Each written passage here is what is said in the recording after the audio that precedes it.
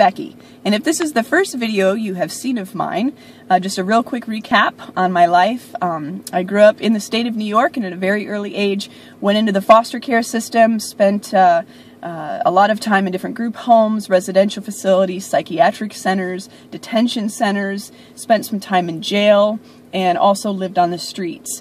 At the age of 18, I was homeless, found myself pregnant, and had nowhere to go and no one to turn to. I was destitute. I had no hope. I was bound up by my self-hatred, by the fact that I just thought there was no other way than what I was living in New York. I didn't know any other way. And so in the midst of this pregnancy, an aunt in Dallas found a maternity home, through the ministry of YWAM, and it was there that I came to know the Lord, gave my life to the Lord, and after having my precious baby boy, just knowing that I had a long road ahead of me of recovery and not wanting to make him suffer through that, I placed him for adoption. And after that, I did some training with various ministries and have traveled to different parts of the world and across the U.S. working with young people, orphans, street kids, kids here in the U.S. in facilities like the ones that I was in, and then also adults that have come from those types of situations and are just still struggling with things. So the reason I'm making these videos is to reach out to a larger audience. I'm now a stay-at-home mom. I'm married. Never thought I would be married and be, a mom, and I'm a homeschool mom. And so I just wanted a way to reach out to a large number of people, and I figured the best way to do that was through YouTube. So here we are. This is the second video I've made, and today I just wanted to touch real briefly on the topic of how do you love when you, how do you learn to love, or how do you give love when there's a void, when there's this emptiness because you've never been loved. And so I just wanted to talk about that really quick because that's just been on my heart today. And so, of course, growing up in the foster care system and being in and out of facilities, I wasn't really loved. And even my family, my relatives growing up, excuse me, I didn't really receive a lot of love. I was very broken, very damaged, and there was just a lot of woundedness and stuff in my family. And so I just, if you will, had this like a bucket that you would need. Everyone kind of has this bucket in their lives, and or a tank, that's a better way to put it, that needs to be filled up with love and kindness and compassion and things like that. That build up a person's self-worth. And so I had obviously a very empty tank. I wasn't receiving love in these facilities. I wasn't receiving love in psychiatric centers or on the streets. Quite the opposite. I was being filled up with rejection and hatred and violence. I'd been violated so many times just through drinking and just being intoxicated all the time when I was homeless.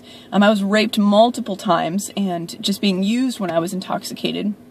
And that's, of course, how I became pregnant. And so my tank was just full of so many things other than love. And so after I gave my life to the Lord, He began to fill me up with love. But for years, it was very difficult for me to love others because my tank was just so empty. Now, He had begun to heal me of the different things that had happened to me, but I just really didn't have this love overflowing out of me. And so in the relationships that I had, the woundedness just kept coming out, the sarcasm, coming out of a place of, continued self-hatred. And the sarcasm and the being rude and the insecurity was the stuff that was coming out of me in my friendships and stuff. Even into my marriage. In 2005, I met my husband in Brazil. We've been married 8 years this summer. And it has been a wonderful journey. Of course, it wasn't always easy. We've got intercultural differences, obviously, but one of the main issues is that even though I had, been surrounded by people and had been, my love tank was getting fuller and fuller from the Lord and from those around me, I still did not know how to love in the context of a marriage.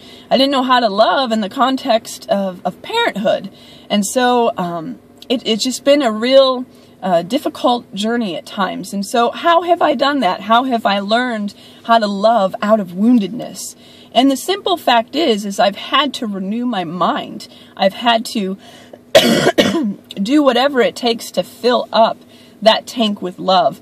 And that's being in the Word. I know that sounds so cliche, but it's so true. Maybe you've never opened up a Bible in your life. Maybe you're thinking, well, how can that help me? I'm telling you, opening up the Bible and starting that journey with the Lord. Maybe you've never even given your life to the Lord, but opening up the Word, giving your life to Him, and filling your minds with those things it's going to start to fill up your love tank. Getting in a community of people of like-mindedness who want to learn how to receive love and give love well, and just surrounding yourself with those people.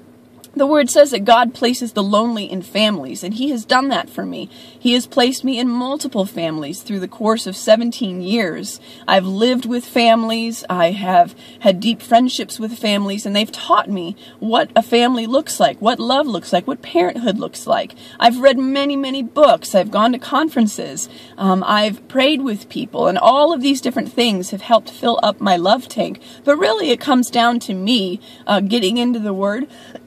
Excuse me, I'm a little bit sick. Getting into the Word and renewing my mind, and also being careful with other things that I'm putting into my mind. If I'm watching movies that are full of violence and lust and things that are just not healthy, then that's what's going to come out of me. Garbage in, garbage out. So if I'm listening to music that is belittling to women, if I'm listening to music with foul language and that's just tearing people apart, whether it's men or women or children, talking about drugs and any number of things, then that's what's going to come out of me. If I'm watching movies that are filled with lustful things and greed and violence and foul language and all of these different things, then that's going to be what comes out of me. I can fill my mind up with the Word all day long, but if I go and I put those things in front of my eyes, if I listen to that type of music, then out of the overflow of the heart is what's going to come out of the mouth. And if I'm filling my mind and filling my heart with those things, that's going to come out of me. So if you're struggling in your relationships, if you want to be free of things and you just can't seem to get on top of it, maybe take a look at what you're listening to. Take a look at what you're watching.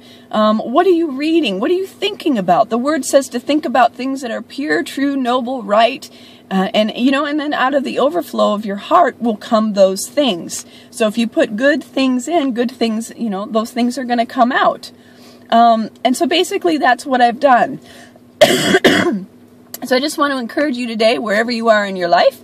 Maybe you're a young person who's in the foster care system or just got out. Maybe you are a child, a teenager who's at home and is being abused. Maybe you're the abuser. Maybe you're a parent who's abusing your children. You just can't seem to get over the anger and the rage. It was something I struggled with for so long. Even in, the last 8 years, being married, that was something that was just so deep within me that came out even more.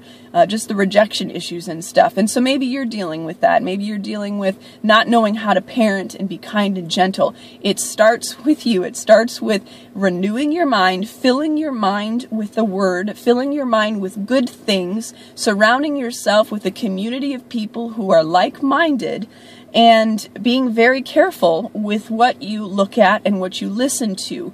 And also speaking over yourself. Speak life over yourself. So much people like us, me and the people that I've come from, who've come from so much brokenness, we keep speaking things over ourselves. Oh, I always fail. I'm a loser. I'm miserable. I'm never going to make it. I'm so angry. I'm such a jerk. Nobody is ever going to want me. I'm ugly. Whatever it is that you're speaking over yourself. Those are lies. Get into the Word. Speak the truth over your mind. Sing the truth over your mind. Even if you can't sing the truth over yourself. Speak it. Look at yourself in the mirror and speak truth over yourself. I'm not talking about humanistic, I'm going to be great, I'm going to be successful and rich. It's not what I'm talking about. I'm talking about speaking the truth of who you are in Him over your life, even in the midst of your weakness, even in the midst of your brokenness. Even if you got up this morning and you cussed somebody out or drank or, put a hole in the wall, whatever you did, now you can start, because God is there and He sees and He knows that you're weak and He knows that you're broken, but He's not falling off of His throne, and He has a plan and a purpose for your life, and He longs for you to come to Him. He longs for you to be free. There is freedom for people like us. There is freedom, absolute and total freedom and hope to walk in love and kindness and compassion and all those fruits of the Spirit. So just be encouraged with that today. And go ahead and share this video. Maybe this is not something you're struggling with, but you know someone who is. And so share this video, comment on it, let me know topics that you would like to hear about, and I will be sure to cover them. Thanks so much, and be blessed. And I speak a blessing over you.